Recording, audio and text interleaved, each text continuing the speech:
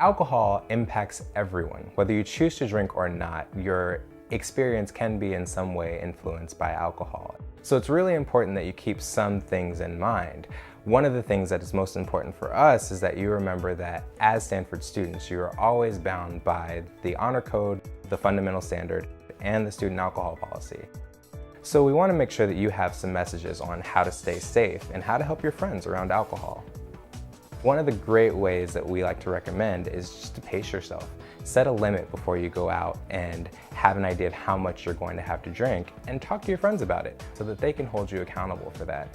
If you do choose to drink alcohol, and many of you won't, alternate between alcoholic drinks and non-alcoholic drinks, and always make sure that you're eating. That's going to be very, very important. Always look out for your friends. You might see someone who has had a bit to drink. Very important that that's the time that you're not afraid to say something.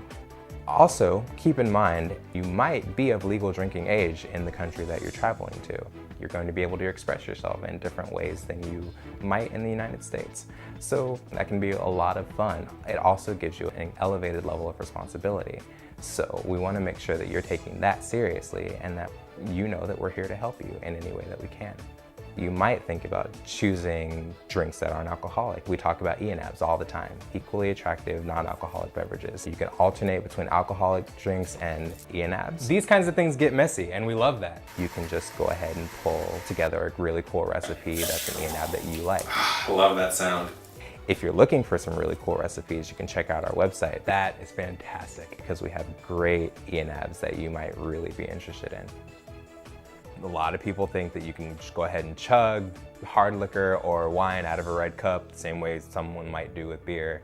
It's not gonna work out, and that could lead to some serious consequences. The stomach starts off about this size, and we're gonna pour some beer into it from our handy dandy keg. Pretty big guy, right? 10 beers is about a gallon of fluid sitting inside your stomach. Now, that's just hard to do.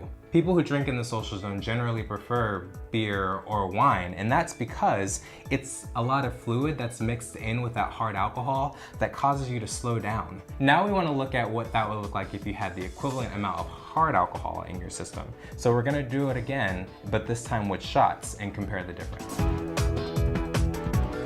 10 shots, that's only 15 ounces. That fits very easily into a red cup. You throw a little bit of juice in here and you wouldn't even know that you had had this much alcohol. However, because it's so much alcohol, you'll hit the negative consequences so much easier than you would have with the beer.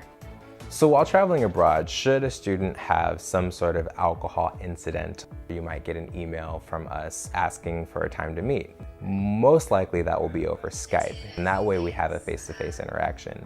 Definitely danced on some tables and was knocking things over. Okay, sounds like you had a pretty rough night. Yeah, I did. So, let me ask you, do you remember how much you had to drink that night? One of the best things about this campus is that we're a community that supports one another.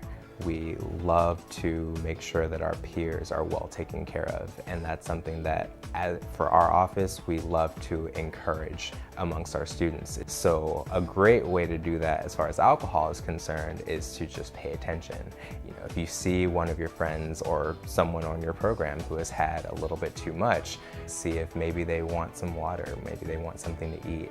This is all about having fun and staying safe. And basically the way to do that is just by keeping it classy. That's our mantra, that's our motto. So have a great time. We look forward to seeing you when you get back. Thank you all so much. We'll see you soon.